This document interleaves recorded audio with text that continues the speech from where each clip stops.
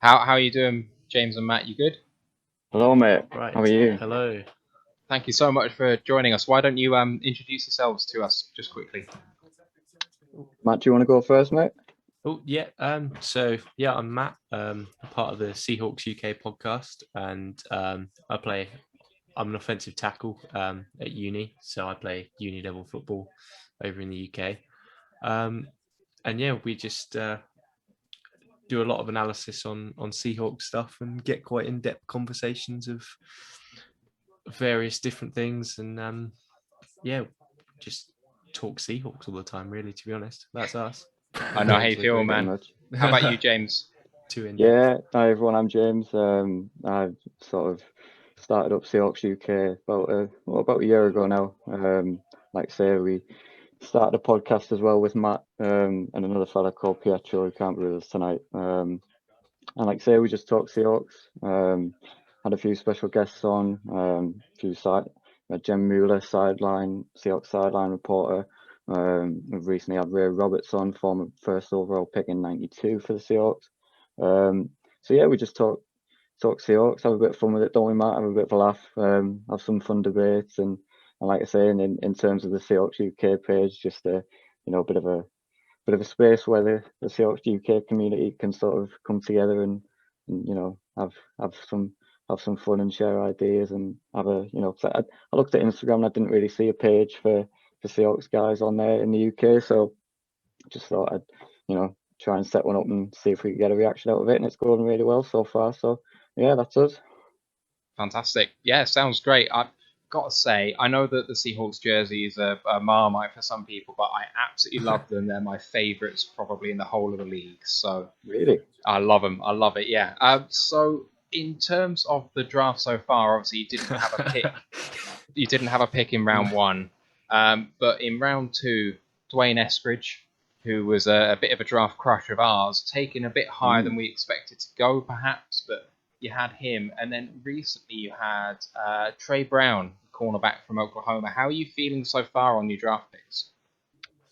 Do you want to go first, Matt? Do you want to let me know? um, yeah, I mean, they're not necessarily players I'd looked at when looking at who we could potentially draft. I mean, most of the time you're looking at some of the big names and thinking, is there a chance any of them are gonna drop down to maybe their second round and see if you could get, I mean, obviously you're not going to get your Jamar Chase and your people like that, but I mean, I've been reading up a bit on the what was his name, the receiver? Sorry, mine's gone blank.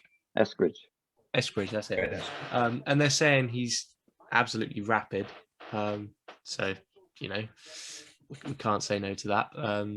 Maybe in his first year, if he gets plays in as kick returner or punt returner or whatever, and if he can get some good catches in, make some good plays from that, and maybe he could prove himself on offense, then yeah, I mean, I have no issue with it. I was saying to James and Pietro last week, the week before, about our whether we need a third receiver or not. Um, they were adamant we didn't, but you know, I'm I'm happy we drafted a receiver. To be honest, that's the main thing. You want to have a nice, strong receiving core, don't you? So yeah, I can't really complain about it, to be honest. Yeah, no, I think for me in terms of Eskridge, I think it was a sort of it was what I didn't see coming with some of the guys that were on the board still for us, and obviously some of the arguably bigger needs that we have, for the team. I think it was more sort of a sign of sort of philosophical changes with Seattle. Obviously, Shane Waldron coming in as the new offensive coordinator. His scheme's built around sort of these guys who can produce yards after the catch and guys like that. Hence the Gerald Everett signing. And you look at the rest of the receivers, and you don't really have a true sort of slot receiver in there. DK Metcalf and Lockett are on the outside, and Lockett can play in the slot, but obviously, it's a bit riskier to play your number one receivers in the slot with the big hits from some of the linebackers and that. So no, we didn't really have a guy coming off the slot as a true sort of take the top off a defense kind of guy across the middle. So I really like Eskridge. I really like what he can bring. Obviously, it's a Shane Waldron heavily influences on that pick. I think, but yeah, he's a guy who I think can have the opportunity to produce under Russell Wilson. Obviously, a lot of people saying we probably should have gone off offensive line. Guys like Creed Humphrey on the board when we were there, and a few others. But I don't think you can underestimate the trade for Gabe Jackson. And you've still got Ethan Posick there, who's only 25 and was obviously drafted as a centre and isn't as bad as people make out. A little bit of a scapegoat at times. So no, I think it was really good value. Obviously, the only slight negative is that he is already 24.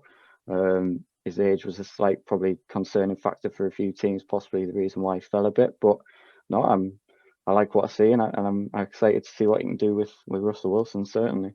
What do you make of the whole Russell Wilson drama? He wanted out, and there was this meeting between your GM and the Bears GM to hash something out, came away with no deal.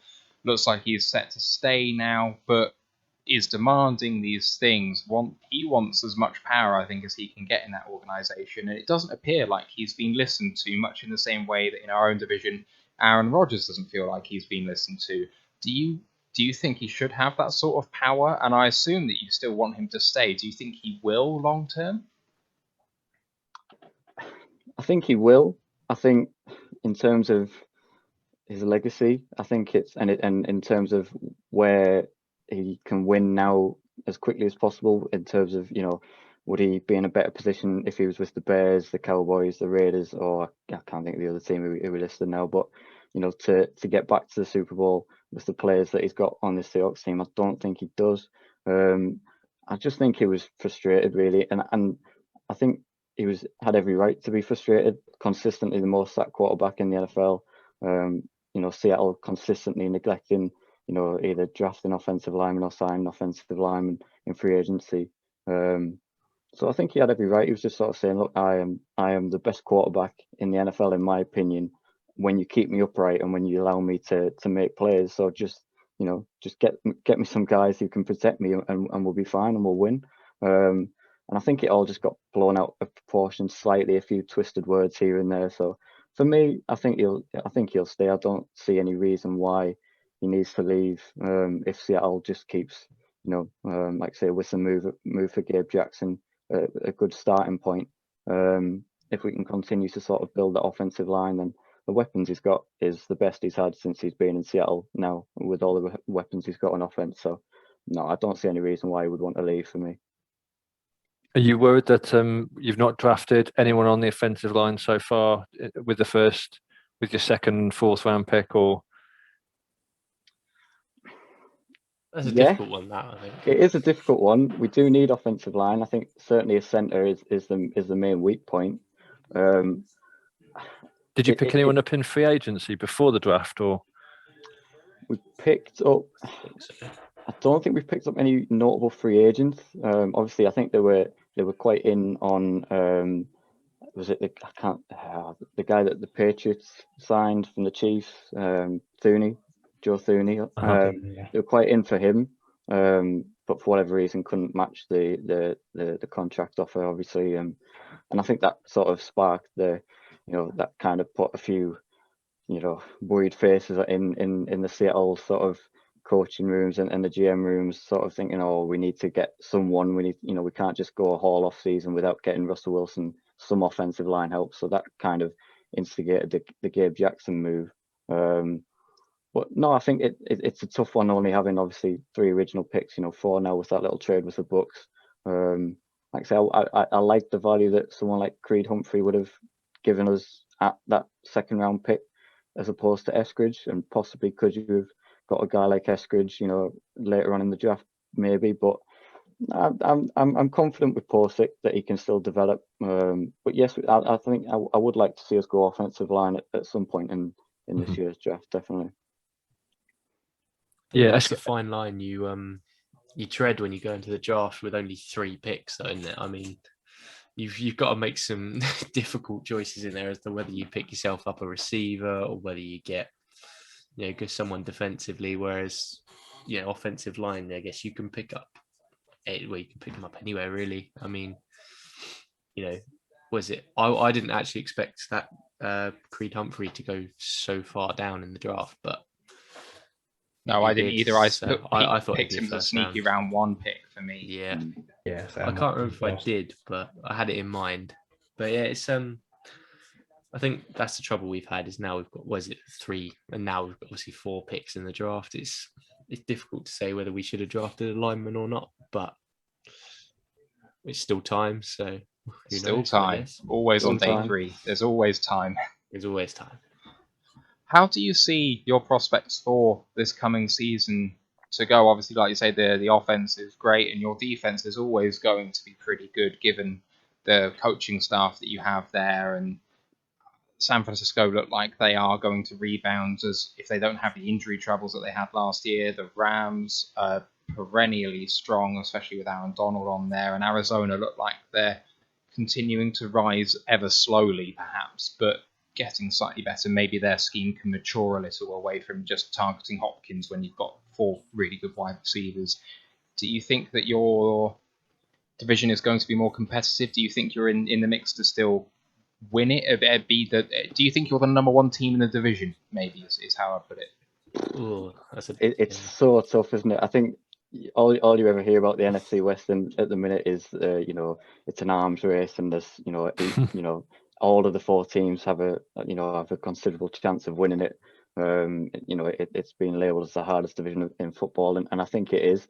But I think it showed last year that we can win it. We are good enough to win it. Currently, yes, I think the Niners weren't the Niners that we were expecting with all the injuries, and they'll be a different proposition entirely this year. But it is such a tough one. But for me, I think there's 2 sticking points with us that if we can, if they work out and they're not problems, then I don't see any reason why we can't be looked on as having a championship standard team, and that's obviously one being the offensive line. If that can hold up, if that can continue to improve, then like we said before, Russell Wilson's got all the weapons that he could ever wish for now. And for me, it's sort of the outside cornerbacks. You lose Shaq Griffin, who was a bit of a hit and miss kind of guy. You don't bring back Quentin Dunbar, and you're left with sort of kind of guys that you've signed in free agency. DJ Reed, Michaela Witherspoon, who they picked up at the start of free agency on a 1-year deal. Demarius Randall, former Brown, moving back from safety to move to corner, and now Trey Brown in the draft. It feels like that is the main weak point now, as opposed to the offensive line for me. But if a guy like Witherspoon can come in and prove his worth and play well, and the rest of the guys, DJ Reed continues to progress, and we had a few guys coming back off injuries as well. Guys like Marquise Blair, who we picked up, who was looking quite promising, and then got quite a nasty knee injury, I think it was, that knocked him out for the season. And there's a lot of good contributors in that secondary in terms of the cornerbacks, but I don't see as many sort of like elite players in terms of like someone who you look at our safeties with Quandre Diggs and Jamal Adams. I think they're pretty elite for their positions, whereas cornerbacks, they kind of just all seem to be quite good sort of like squad guys, but there isn't like a number 1 like sort of household name kind of guy that we've always been used to having at cornerback at the minute. So if they can step up, then I think we can have a chance of going all the way. But like I say, the NFC West, it's just a complete coin flip. In terms of these 4 teams, you could pick any 4 out of a hat, and you could justify why they'll win the NFC West. So it is going to be so tough, but it's exciting, certainly exciting. And for the benefit of us Lions fans, what are we getting in Quentin Dunbar? Obviously, a free agency acquisition from the Seahawks. Tell us a bit about him and what to expect. Yeah, he when we signed him, I think he was PFF's. He was either the number 1 or number 2 ranked cornerback for that season in 2019 when we signed him from Washington. Then he had all the off-season drama with his armed robbery charge that obviously got dropped for the minute and hasn't been a problem this season. But he was playing with, I think it was a shoulder injury or something with his arm. He was a little bit banged up, wasn't 100% all season really. And he still looked good at times. You could see why he was, you know, one of the PFF's highest ranked cornerbacks. You can see what, you know, attributes he's got. He's got good ball skills. He can cover well.